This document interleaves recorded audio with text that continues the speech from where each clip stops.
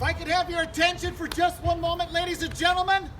The Laurel JCs want to thank you for your patience with our slight rain delay to our pancake breakfast for this 4th of July. As we did last year, we have a very special guest. Mr. Tom White, in character, is going to do an official recitation of the Declaration of Independence of the United States of America.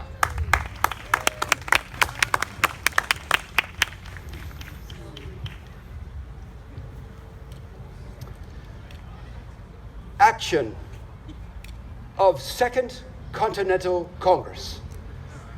The unanimous declaration of the 13 United States of America.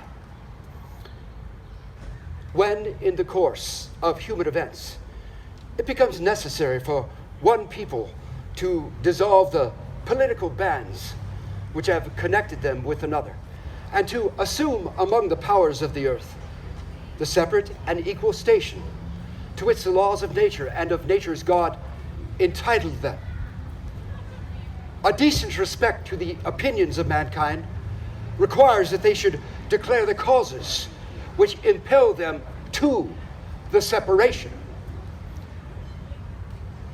We hold these truths to be self-evident, that all men are created equal, that they are endowed by their Creator with certain unalienable rights, that among these are life, liberty, and the pursuit of happiness, that to secure these rights, governments are instituted among men, deriving their just powers from the consent of the governed, that whenever any form of government becomes destructive of these ends, it is the right of the people to alter or to abolish them, and to institute new government, laying its foundation on such principles and organizing its powers in such form as to them shall seem most likely to affect their safety and happiness. Prudence, indeed, will dictate that governments long established should not be changed for light and transient causes. And accordingly, all experience hath shown that mankind are more disposed to suffer while evils are sufferable than to right themselves by abolishing the forms to which they are accustomed. But when a long train of abuses and usurpations, pursuing invariably the same object, evinces a design to reduce them under absolute despotism, it is their right, it is their duty to throw off such government and to provide new guards for their future security. Such has been the patient sufferance of these colonies, and such is now the necessity which constrains them to alter their former systems of government. The history of the present King of Great Britain is a history of repeated injuries and usurpations, all having in direct object the establishment of an absolute tyranny over these states. To prove this, let facts be submitted to a candid world. He has refused his assent to laws, the most wholesome and necessary for the public good. He has forbidden his governors to pass laws of immediate and pressing importance, unless suspended in their operation till his assent should be obtained. And when so suspended, he has utterly neglected to attend to them. He has refused to pass other laws for the accommodation of large districts of people, unless those people would relinquish the right of representation in the legislature, a right inestimable to them and formidable to tyrants only.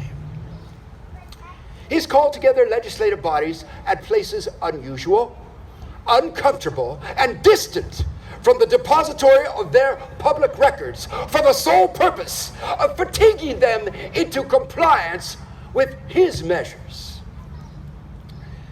He has dissolved representative houses repeatedly for opposing with manly firmness his invasions on the rights of the people.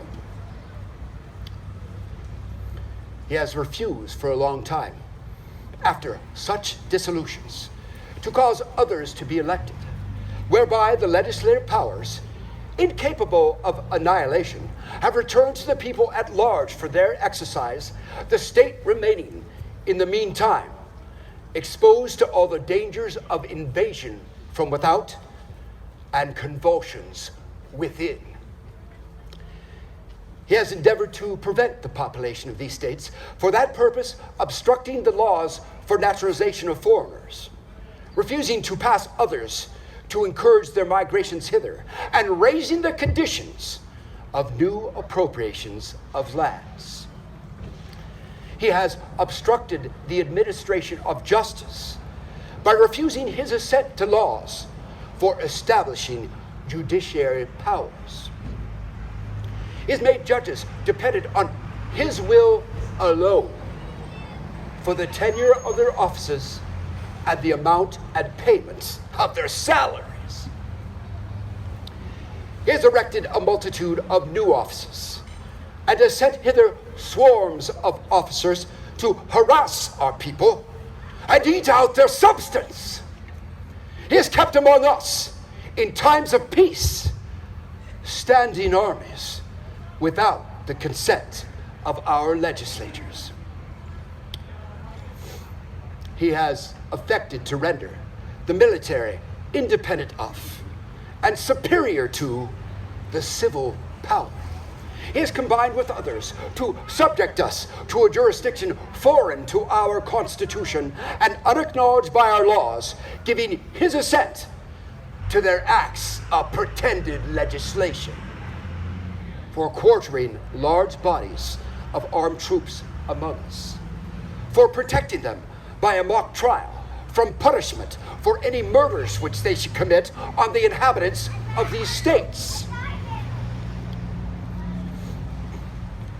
for cutting off our trade with all parts of the world, for imposing taxes on us without our consent, for depriving us, in many cases, of the benefits of trial by jury, for transporting us beyond seas to be tried for pretended offenses, for abolishing the free system of English laws in a neighboring province, establishing therein an arbitrary government, and enlarging its boundaries so as to render it at once an example and fit instrument for introducing the same absolute rule into these colonies,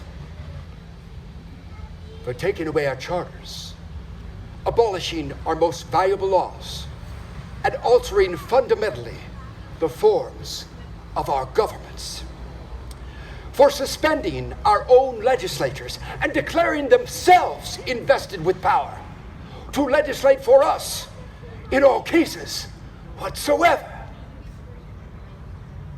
He has abdicated government here by declaring us out of his protection and waging war against us. He has plundered our seas, ravaged our coasts, burnt our towns, and destroyed the lives of our people.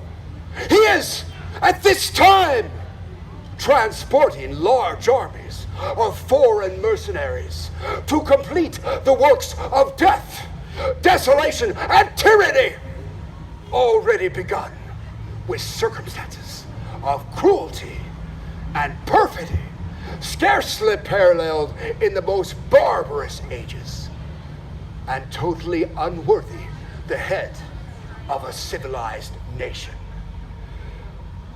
He has constrained our fellow citizens, taken captive on the high seas, to bear arms against their country, to become the executioners of their friends and brethren, or to fall themselves by their hands. in every stage of these oppressions. We have petitioned for redress in the most humble terms. Our repeated petitions have been answered only by repeated injury. A prince whose character is thus marked by every act which may define a tyrant is unfit to be the ruler of a free people. Nor have we been wanting in attentions to our British brethren. We have warned them from time to time of attempts by their legislature to extend an unwarrantable jurisdiction over us. We have reminded them of the circumstances of our emigration and settlement here. We have appealed to their native justice and magnanimity, and we have conjured them by the ties of our common kindred to disavow these usurpations, which would inevitably interrupt our connections and correspondence. They, too, have been deaf to the voice of justice and of consanguinity. We must, therefore, acquiesce in the necessity which denounces our separation and hold them as we hold the rest of mankind, enemies in war, in peace, friends. We, therefore, the representatives of the United States of America, in General Congress, assembled, appealing to the Supreme Judge of the world for the rectitude of our intentions, do in the name and by authority of the good people of these colonies, solemnly publish and declare that these united colonies are and of right ought to be free and independent states, that they are absolved from all allegiance to the British Crown, and that all political connection between them and the state of Great Britain is and ought to be totally dissolved, and that as free and independent states, Yes! they have full power to levy war, conclude peace, contract alliances, establish commerce, and to do all other acts and things which independent states may of right do. Yes! And for the support of this declaration, with a firm reliance on the protection of divine providence, we mutually pledge to each other our lives,